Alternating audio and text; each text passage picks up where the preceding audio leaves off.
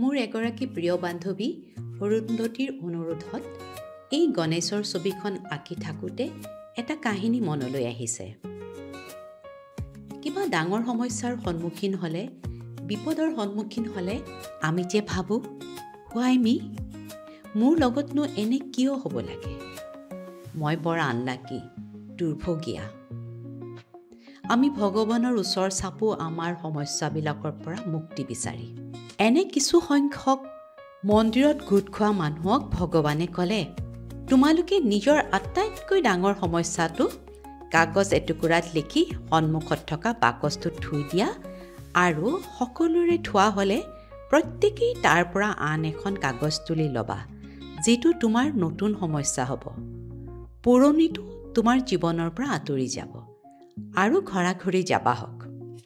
নিজৰ জীৱনৰ আটাইতকৈ ডাঙৰ সমস্যাটোৰ পৰা মুক্তি পোৱাৰ আনন্দত প্ৰত্যেকেই এটুকুৰা কাগজত সমস্যাটো লিখি বাকচত ভৰাই দিলে। আটাইৰে কাগজবোৰ থোৱা হোৱাৰ পিছত পূৰ্বৰ নিৰ্দেশমতে প্ৰত্যেকেই পুনৰ বাকচৰ পৰা একোখন সমস্যা লিখা কাগজৰ টুকুৰা উলিয়াই ল'লে। নতুন সমস্যাটি পঢ়ি আটাইৰে মুখৰ আনন্দ নোহোৱা হৈ গ'ল। তেওঁলোকে মন্দিৰৰ পৰা লৰচৰ নকৰিলে। হাতত লোৱা নতুন সমস্যাটি লৈ ঘৰলৈ যাবলৈ কোনো মান্তি নহ'ল।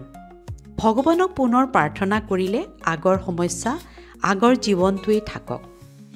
গতিকে আমি আমাৰ সমস্যাবোৰ যিমানেই আনতকৈ বেছি বুলি নাভাবোঁ কিয়, ভগৱানে আমাক এনেকুৱা সমস্যাৰহে সন্মুখীন হ'বলৈ দিয়ে, যিটো মুখামুখি হোৱাৰ আমাৰ সাহস থাকে।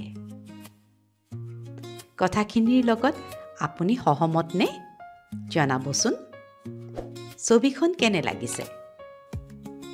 লাইক দিব আৰু ছাবস্ক্ৰাইব কৰিব বুলি আশা কৰিলোঁ।